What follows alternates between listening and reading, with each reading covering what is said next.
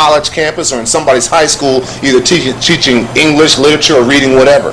Success is a statistical event. The average individual in our lifetime, or the average individual in society, gets 4 ideas a year, any one of which, if they had the guts, the courage, the fortitude to follow them through, would make that person financially independent. So why don't we do it? Well, a whole host of things. Low self-image. You know, we don't believe in ourselves. Lack of faith. I'm here to tell you that anybody, it's not a question of can you succeed, it's a question of will you succeed. And that's it in a nutshell. That's all success is. That's all I ever did. When I left school, I didn't want to become a top surgeon. I didn't want to become a president of a firm. I didn't want to go to the moon, fly to the moon like Mae Jemison. All I ever wanted to do was to position myself in a position where if there was anybody in the United States, in the 48 contiguous states or throughout the country, anybody who wanted to know anything about blacks, success, wealth, achievement, or leadership, they had to call me. And that's all I ever did. That's all I ever did. It took me 6 years to write the book. 6 years to write the book. And I wouldn't be standing here today if it wasn't for my lovely wife, Pat. Pat, stand up.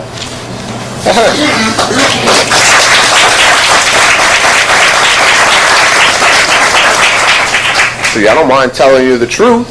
I mean, if it wasn't for her, I'm just telling you the way it is. If it wasn't for her, I would not be standing here. 6 years it took me to write the book. When I started interviewing these achievers, I guess I'd interviewed about 20 of them.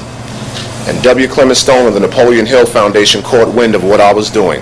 Now, who is Napolean Hill?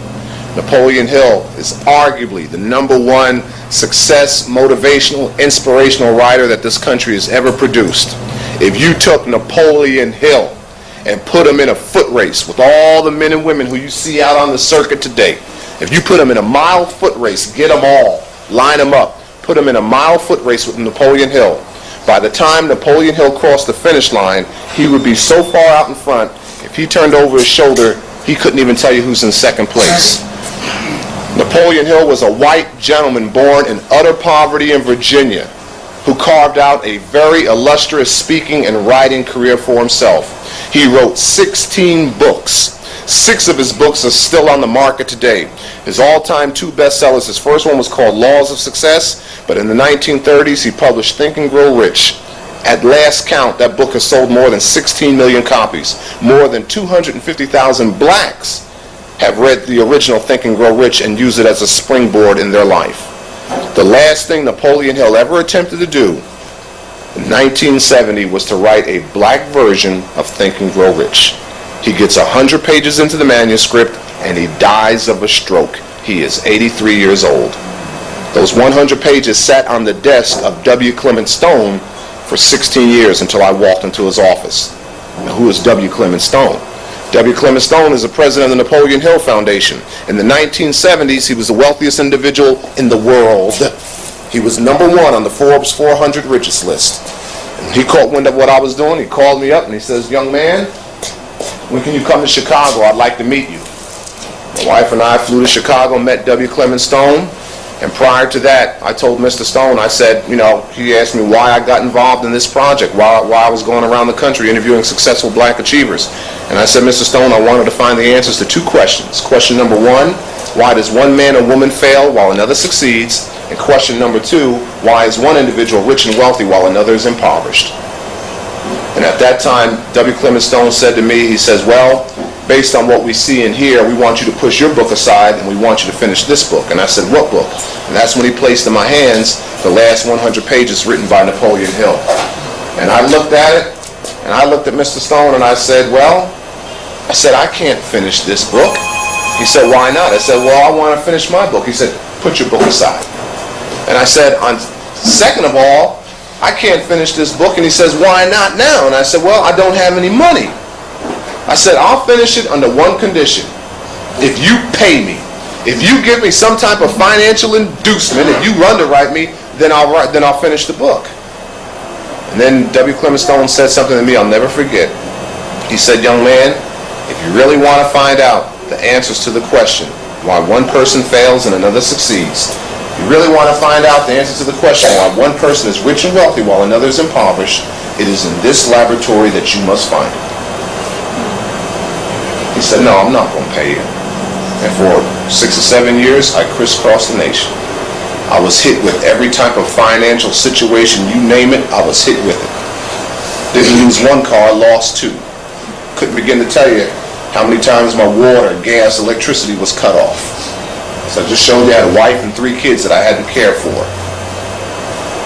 See, the Bible says it came to pass, not it came to stay.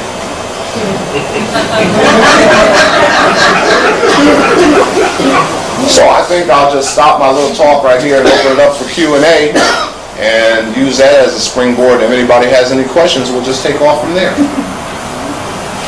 Yeah. What do you comments now with the passing of Reginald Lewis, who earlier this week was one of the richest black men, not the richest black men in America. You hear about Bill Gates, the founder of Microsoft, and he certainly got it as America's richest individual. He certainly ranks the top spot this year. But the passing of Reginald Lewis certainly is a milestone that not only of Black History Month, certainly went out with no headlines. He was best title was he was former CEO of BFS. No milestone about being the richest black man in America. Well, they had a nice piece in USA Today. They had a couple of pieces in Wall Street Journal. I was interviewed by a writer from the Gannett Services about the same question. As a matter of fact, I was in Denver and I had a phone interview. Reg Lewis is one of the few individuals who I did not get a chance to interview. Very private man. I tried for more than 2 years to get through his lieutenants. The closest I got to Reg Lewis, I had a lengthy conversation with his director of communications, and I did have a nice conversation and an interview with a gentleman up in New York who helped Reg Lewis put together the deal. I just asked him the mechanics of the deal. Very private individual. It's a real-life tragedy that we didn't get to enjoy some of the fruits of what Reg Lewis did. But Reg Lewis was not the first one to put together a leverage buyout. That honor goes to Bruce Llewellyn. The first leverage buyout in the United States was by a black man, Bruce Llewellyn, in the 1970s with Fedco Foods. An interesting anecdote, I did get a chance to spend some time with Bruce Llewellyn